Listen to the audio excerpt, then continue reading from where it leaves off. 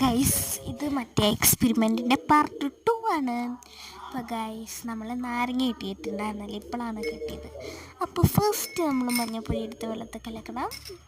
പിന്നെന്താ കുറച്ചും കൂടി ഞാനിങ്ങനെ ആഡ് ചെയ്തുകൊണ്ടിരിക്കുകയാണ് കേട്ടോ. ഞാൻ ഇങ്ങനെ കൊട്ടുമ്പോൾ ഇടയ്ക്കിടയ്ക്ക് കൂടുതലാവും. അപ്പോൾ ഞാനിങ്ങനെ ആവശ്യത്തിന് ഇത് മതിയോ, ഈ കളർ മതിയോ അങ്ങനെ നോക്കിയിട്ടാണ് ഇടുന്നത്. ഇല്ലെങ്കിൽ ഒക്കെ കൂടി മറ്റേ മഞ്ഞൾ കലക്കിയ പോലെ ഉണ്ടാവും ഗൈസ്. അങ്ങനെ അത് മൊത്തം അങ്ങോട്ട് കലക്കി സെറ്റാക്കുക ഗൈസ്. കാണുമ്പോൾ കുടിക്കാൻ തോന്നണം. അപ്പോൾ അച്ഛൻ ഈ പെണ്ണെന്ത് ഇവിടെ ചെയ്യുന്ന വെച്ചിട്ട് നോക്കാൻ വന്നിരിക്കുകയാണ് കേട്ടോ.